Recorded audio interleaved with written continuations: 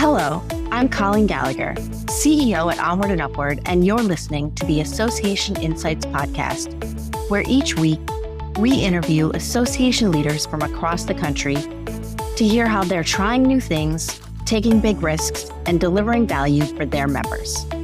We'll explore the realities of what it means to work in and with associations and bring you the insights and inspiration you need to advance your career and make big changes at your association. Let's get started. Welcome back to the Association Insights podcast. I'm your host, Colleen Gallagher, and today we're bringing back a familiar voice for a special Encore episode. David Whited is Principal of Design Research and Strategy at Highland, an innovation consultancy helping mission-driven organizations better understand their members and build smarter digital solutions. In May, David joined us to talk about Gen Z and young professionals in the association space, sharing results from their inaugural Young Professional Membership Index report. Highland then partnered with us to make May a series of features of Gen Z professionals in the association world, and the response to his show and that series has been just incredible. Today, he's back to walk us through new insights from their latest YPMI report, hot off the presses. You know, what's changed, what's holding steady, what it all means for associations trying to attract, engage, and retain that next generation. David, welcome back. I'm so happy to have you here again. Thanks, Colleen. It's really good to be with you again. Yeah, it was really fun last time. I'm looking forward to this conversation. Yeah, absolutely. Let's start with the headline. What is the biggest finding from this 2025 YPMI that association leaders need to know right now? Yeah, Colleen, the fun thing about now having a couple of years under our belt is we're starting to see what trends are holding, what sort of patterns are holding. Because when we did the first one, we thought, okay, this came through really loud and clear in the first year, but are these things going to hold? And so the big headline for this year is that the 2025 survey, it just really reaffirmed that leadership focus, which is the enabling factor that helps to expose like how committed is the leadership to engaging young professionals. Leadership focus is still the strongest driver of success among the enabling factors. And there's just a consistent and direct link between leadership focus, high levels of leadership focus, and higher young professional retention. So we were really happy to see that because our intuition was that would be the case, but then it came through in the data again. Yeah, that's so powerful to have that validation. And man, that tells associations everything they need to know in terms of buy-in, for sure.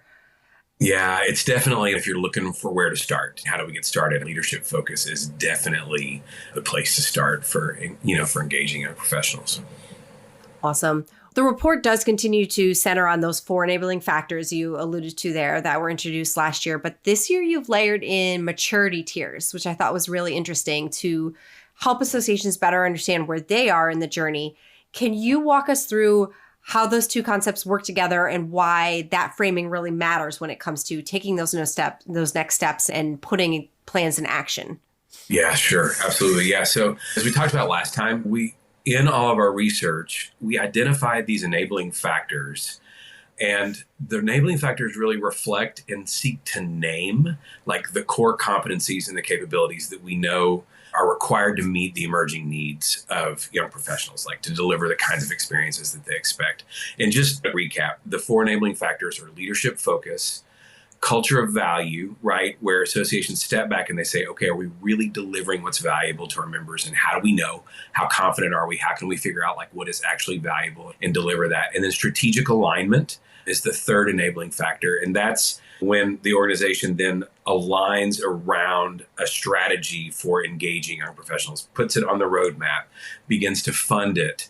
And then experience infrastructure is the last enabling factor, but it's really crucial because it speaks to developing like a culture of experimentation, having the technical infrastructure, like the IT infrastructure, to be able to deliver the kinds of experiences that young professionals expect. So those 4 factors are the bedrock of the Young Professional Membership Index.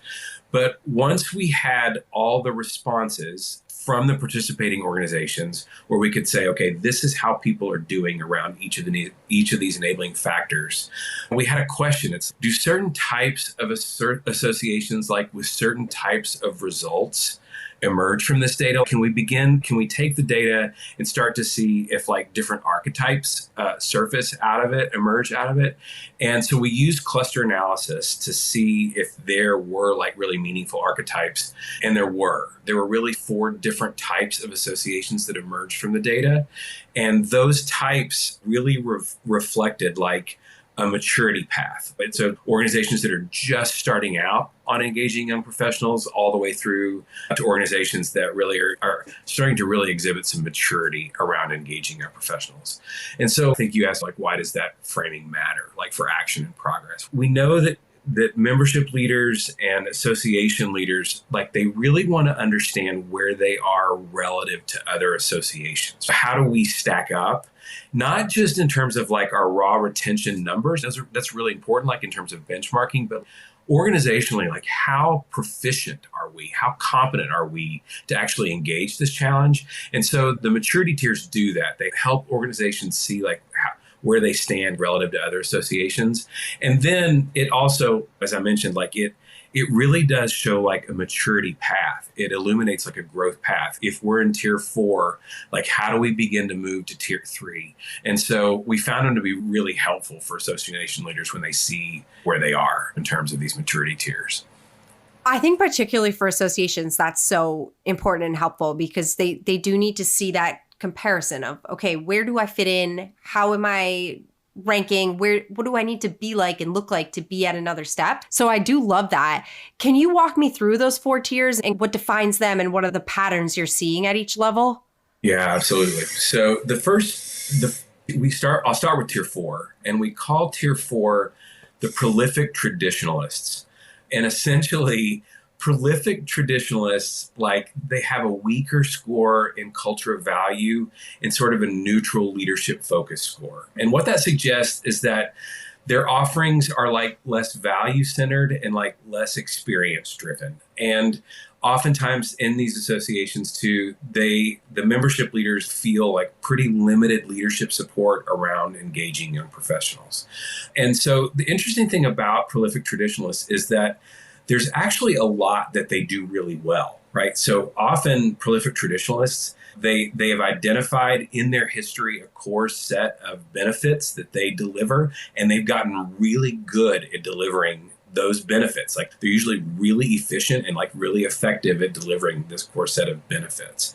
But they struggle to shift. They struggle to make the shift and identify what new value they could offer and how they could deliver that to young professionals. One of the things that we've done too, Colleen, is try to think about what does it feel like to be for like a membership leader? What does it feel like to be in a prolific traditionalist association?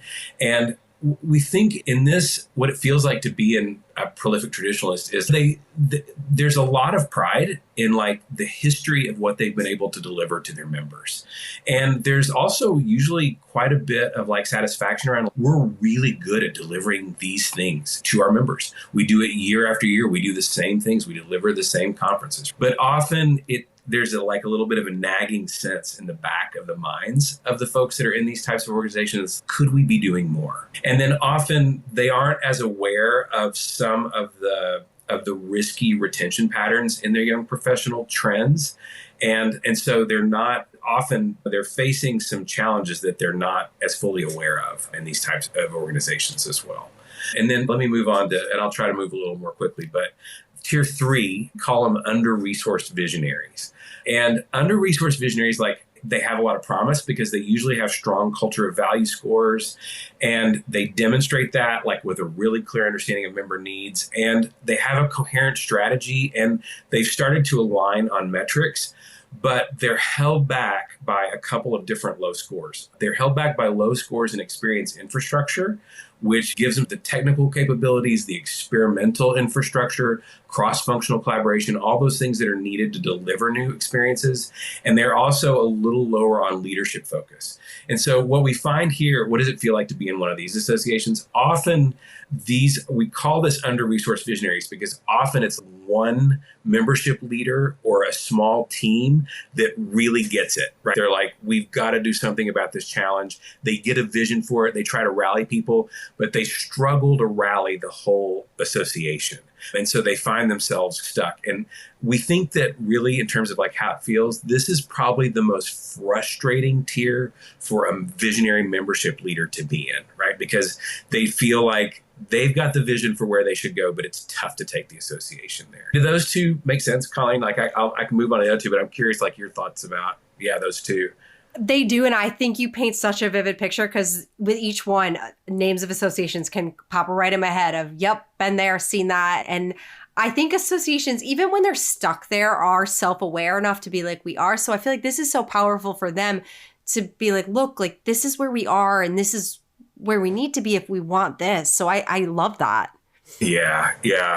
That's good to hear. Yeah, we're finding that like when we have conversations, like people just resonate, right? Like with their tier. So I'll move on to tier two. Tier two, we call them resourceful hackers. And these folks have made pretty significant progress in experience infrastructure, but they're still working through strategic alignment, right? So they often they've started to see like young professional initiatives start to appear on roadmaps, start to appear on strategic plans. And they start also, these associations starting to get some really good experience around design capabilities, experience design capabilities. And they're also starting to deploy some cross-functional teams to deliver experiences across that sort of span a different array of benefits, right? And they've got clear support and focus from top leadership. And so they're well positioned, but the low experience infrastructure numbers really hold them back because they've got the vision, they've got support, they're starting to get some resources, but their technical capabilities really slow them down. Their data really slows them down, right? They're just really struggling with that. And in these associations, like, what does it feel like? Often when we talk to these teams, like, they're frustrated because of those roadblocks, but they're also really excited because they've started to taste what it feels like to come together to design solutions and to experiment and learn some powerful lessons. And then finally, the last group, we call them value-driven pioneers. And often what we find is that like these pioneers identified the young professional challenge like several years ago, and they started working on it in earnest, right? And they started to question, like, are we delivering value to young professionals? And so they did the research to understand like what was really valuable, and they've started to really get some strong muscles around delivering experiences that are tailored to their members' needs, motivations, and their journeys, right? So those needs in context, and they've got lots of support from leadership. It's not just verbal support, but there's funding attached to it, and they are really starting to make significant progress. So there are just a few associations that actually live in this top tier of value-driven pioneers.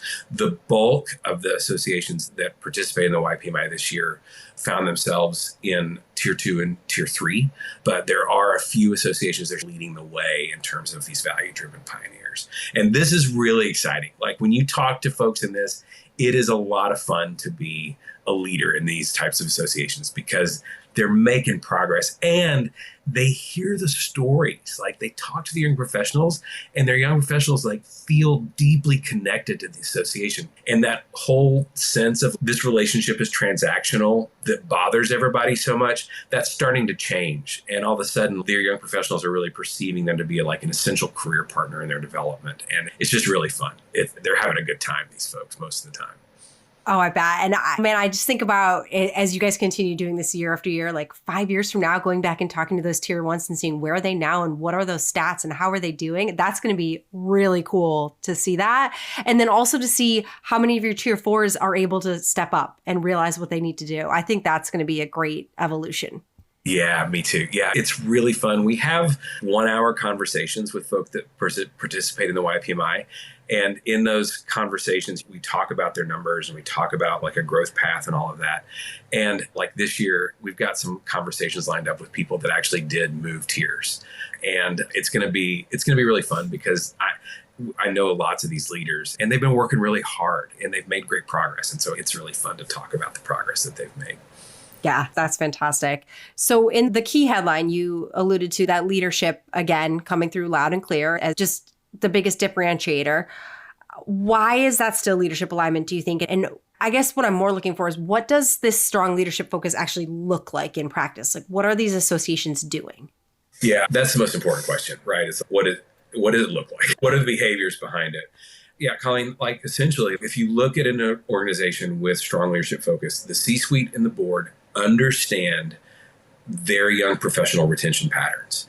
And if those retention patterns are moving in the wrong direction, like they understand on a deep level and can talk about the long-term consequences of that trend, like they see like where this is headed if we don't actually engage it. So not only do they understand the trends, but they're like actively investing time, attention, and resources to engage them. So they're making initiatives and experiments into their strategy, and they're funding those initiatives. So that's the board and the C-suite. But in the rest of the organization, what you'll see, like with strong leadership focus, is that program leaders, directors, senior team members, like they also understand this issue and they understand like what's at stake. And they're willing to break down silos. They're willing to work cross-functionally to deliver new types of experiences. So like they're willing to walk away from like old ways of working. This is my domain. I know how to function here. I know how to be successful here, and move to delivering things together. And then finally, like when I guess one of the main ways too that you'll see it, like if leadership focus is really activated in an association, is that IT leaders are at the table where these initiatives are happening, and like they're enthusiastically committing their attention and their expertise, because honestly, you just can't do this without IT leaders. You can't do it with them not at the table. And they're really committed to applying their expertise to the experiences and the experiments that are needed to get to value for young professionals. So those are the really practical ways. That's what you would see if leadership focus is activated. That's so helpful, because I do think when we talked last time, we talked about how this is a topic we hear about a lot, and how do you engage younger millennials, Gen Z, and how does this work? And there's a lot out there, but this is concrete and you don't get that normally. You were able to just paint a picture for me of practical things you can do at different levels and different positions in the organization. So I find that so helpful. For me, though, one of the most powerful stats in the report came back to those bridge experiences. And for anyone who didn't listen to David's first episode with us, go back and listen, because that blew me away when we talked about what that was. This report revealed that only 19% of associations have built what you call a bridge experience, yet those that do them see up to a 50% boost in first-year renewals. So unpack that for me, what a bridge experience really is and why it's a game changer. Yeah.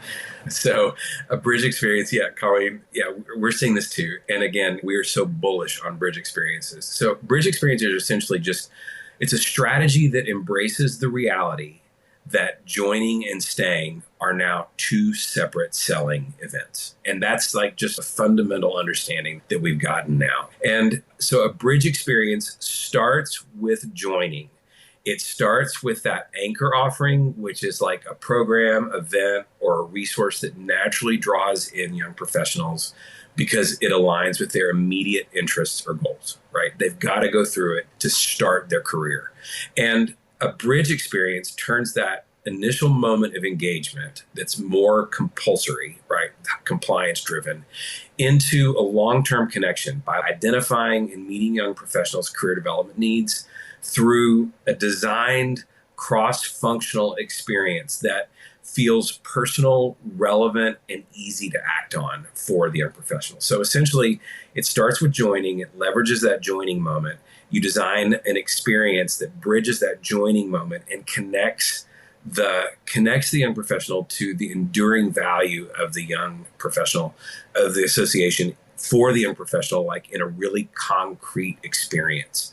Sometimes they're cohort based. They're usually 3 months long to 18 months long. People are doing all sorts of different things with bridge experiences.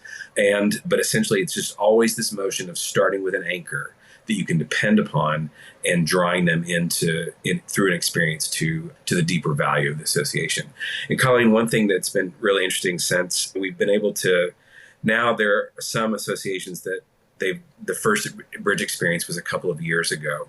And there's one particular association that comes to my mind that we've worked with. They did a bridge experience a couple of years ago. It was a very focused bridge experience that was pretty short in duration. And they experienced an almost 50% increase in retention from the people that participated in the bridge experience.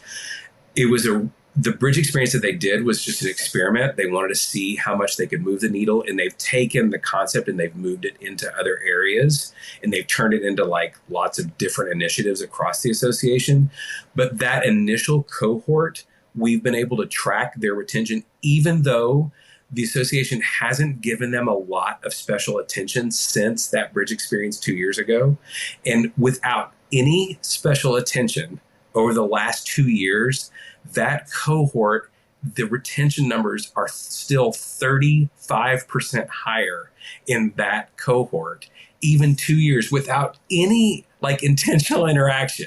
So the thing that happened, the shift that happened in like how the young members perceive that association has just persisted, even though like they haven't really kept that experiment going, right? So that's why we're so bullish on these, right? That's why we think they're so important, and why when we look and say only 19% of associations that participate are actually doing them, we're like, we want to see that number move, right? We want to see begin to experiment and do these sorts of things.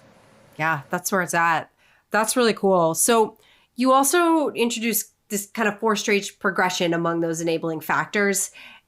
And I'm curious, is there an area where you're seeing associations get stuck in this? And what are the pain points that kind of block them moving forward through that progression? Yeah, it really came through this year, like where we are seeing people get stuck is between leadership focus and culture of value.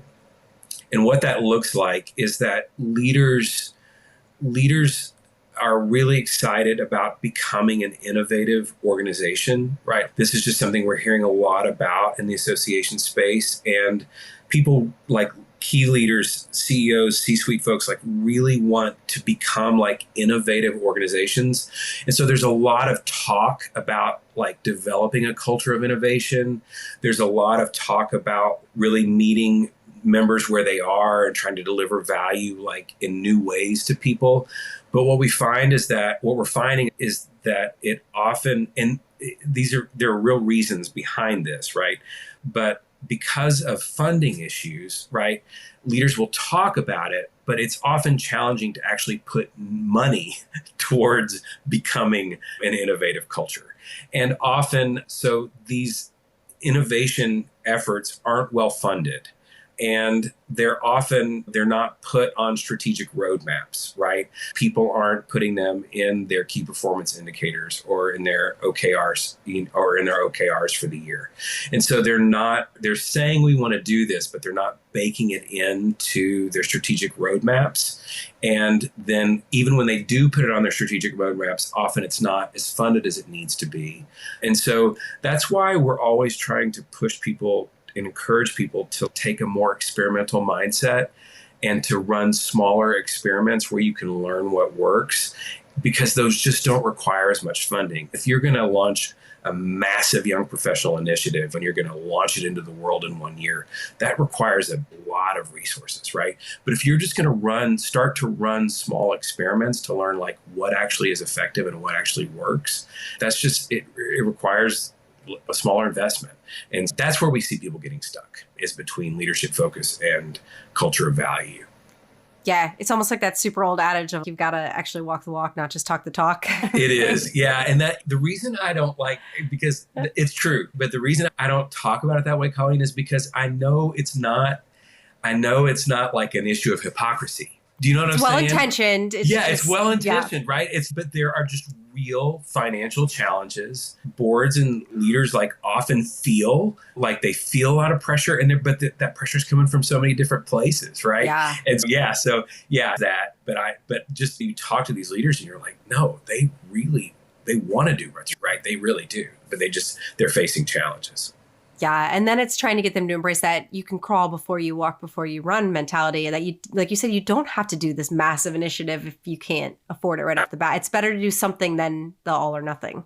It's true. Yep, for sure. Yeah. Another thing you added this year that obviously we're all talking about it all the time, but with some more questions around AI experimentation and association-wide innovation. So would love to hear what surprised you, how associations should take those findings away from it. Yeah, we included a new set of questions around AI usage this year partly because we started to just encounter some really great experiments that were getting some great results around personalization, recommendation engines, and people were putting up some really great results using AI. And so we were like, okay, we wondered like how many people are actually running AI experiments. And the big story here is that some organizations are conducting experiments and rolling out new AI-driven capabilities, but most associations haven't started doing that yet. So some are, but not the majority. And the associations that are doing it are doing things like they're using AI to network people, so connecting people to people. One of the most powerful experiments that we have come across is one like a recommendation engine that essentially creates like a unique identifier for each member, and it takes in all of their publications that they've published, and it matches those members to each other in like really powerful ways. And this association is seeing incredible results with this indexing tool. Yeah, super cool. But networking, personalization, right? So connecting people to like what they know in a much more intelligent way to what will matter to them. And then engagement. So getting people to the right message is another way that associations are using it. The most intriguing insight, however, to me from the data was that even among the associations that are experimenting with AI, they are saying, we asked them to agree or disagree with a statement, teams across our organization are clear on when and how to use AI tools to improve the member experience. And the scores on that question were really low, even among associations that were doing experiments. And what that signals to us is that there's just a broad education effort that needs to happen where people's imaginations need to be engaged around what is actually possible with AI, so that like whatever you're doing, like whatever program or benefit or thing you oversee, like how you could use AI to actually advance that and make it better so that you could deliver more value to members. And so we're going to focus on that this year. We're going to be doing lots of webinars and like lots of thinking and trying to bring people together to actually help engage that and do some education around that. Because like I said, we're seeing some powerful results among the folks that are actually doing it.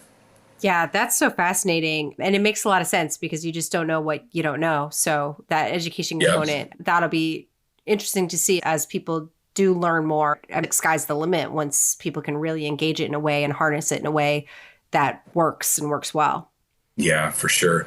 Yeah, and Colleen, it's been interesting too because we've seen price points, like how much it actually costs to put some of these things in motion. And it's just not as much as people think it would be, right? to actually get started with these things. And so we're seeing great ROI on smaller investments than you would think would be necessary to put your hat in the ring and get started. Yeah, that's fascinating. Very cool. All right. There was a quote in the report that I loved. It said, intent exists, impact doesn't. So for associations who have the will, what's your advice for translating that intent into action really in the next 6 to 12 months? Yeah, this is maybe going to be, I don't know, Colleen, probably maybe a little bit of a weird suggestion. But as we talked about, there is a lot of desire to innovate and to be an innovative organization. And there's a lot of good intention, like just kind of locked up, right? Reservoirs of good intention. So my recommendation for a practical place to start is I really think it starts with key leaders doing a little bit of personal reflection and thinking, am I talking about engaging the next generation and talking about becoming a truly innovative organization without putting real stakes in the ground, right? Like, how committed are we actually to engaging this? Is there a gap between my communication and my action? And are we actually devoting the resources that are needed to enact the change that I am talking about? And I think it starts with some personal reflection for the leader that then would lead to maybe some more organizational reflection from senior teams. Are we really putting our money where our mouth is when it comes to these commitments? And honestly, I find that's the best place to start. It's just that really good, honest reflection, like how big is the gap between how we're talking and like what we actually intend to do.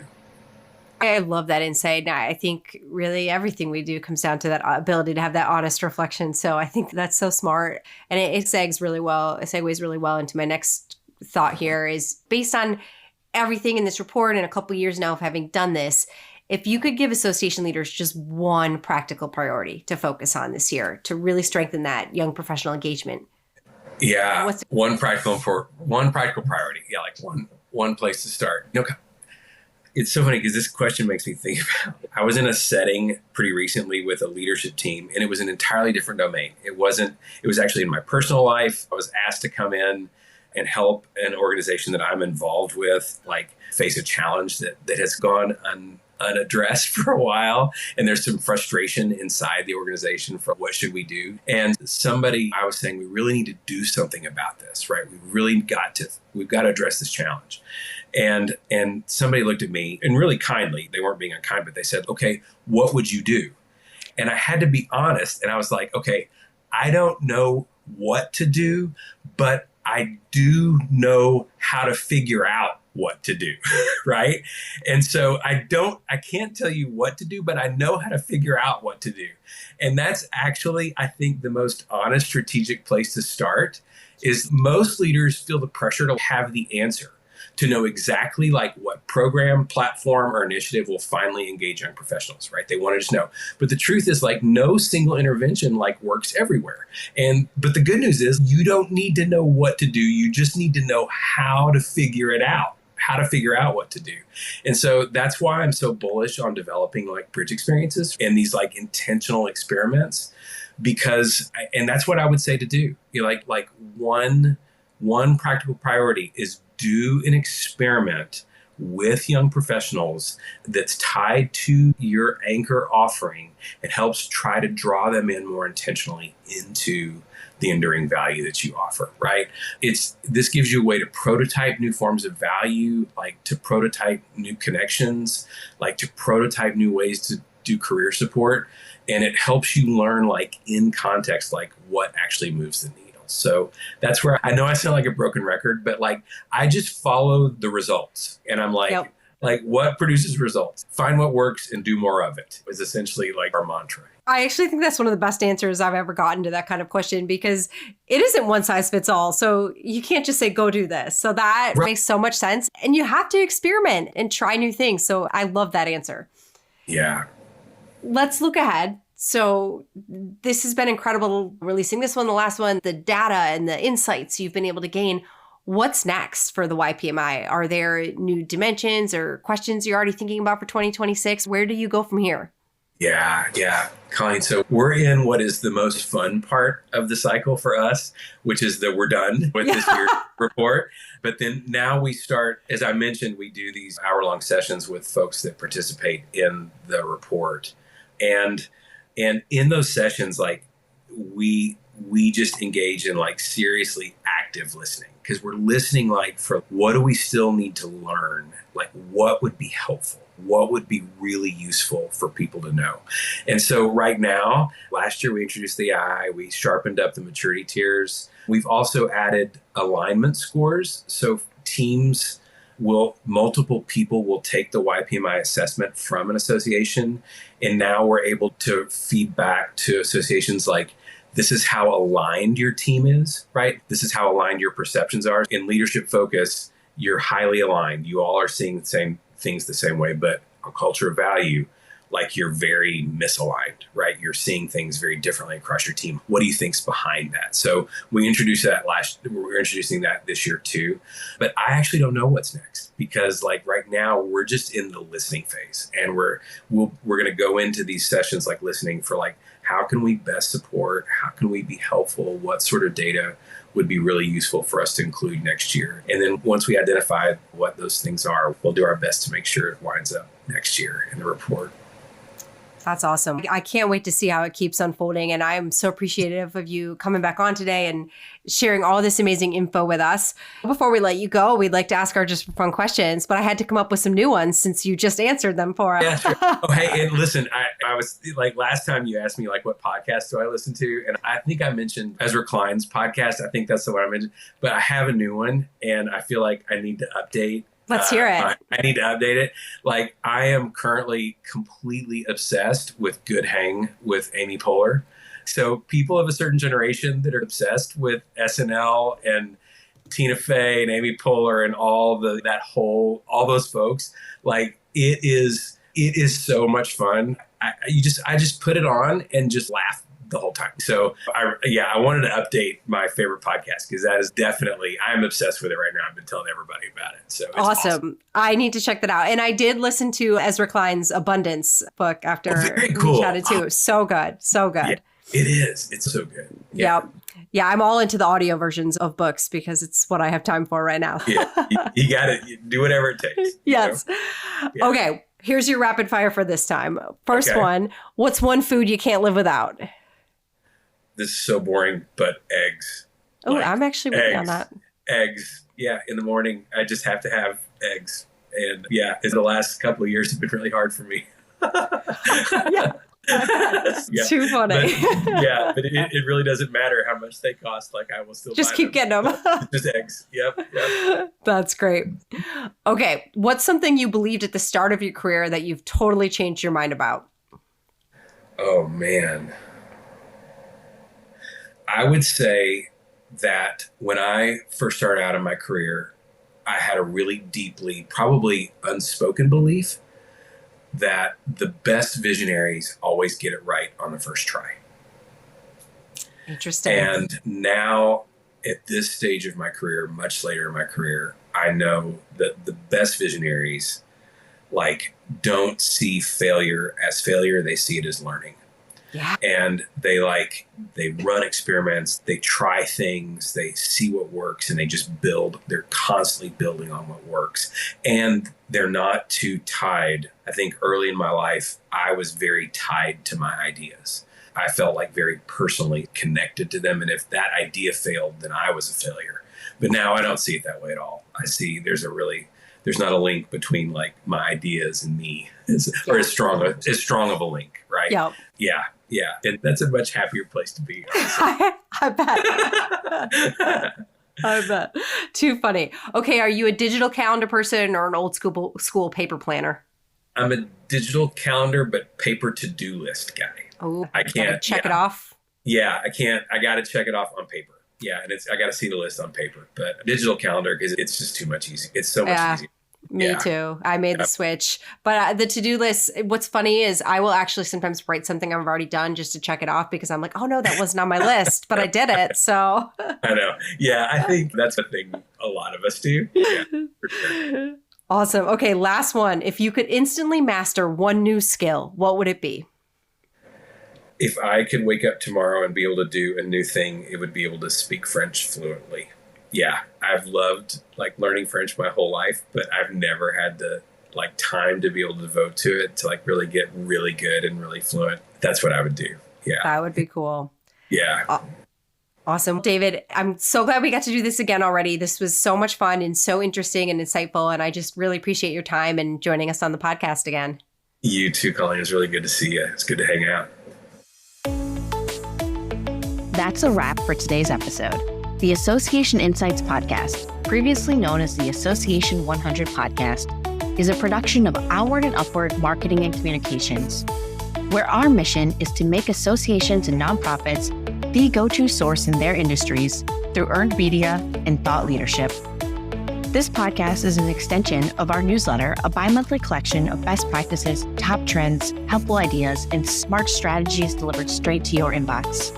Have you undertaken a big change at your association? Or do you have some words of wisdom from the trenches of association life? We want to hear from you, and so do our listeners. Drop us a note at info@onwardupward.com. That's info@onwardupward.com. Be sure to subscribe, give us a 5-star review, and share with your friends and colleagues. We're available anywhere podcasts are found. Come back next week for more association insights and inspiration. Thanks for tuning in.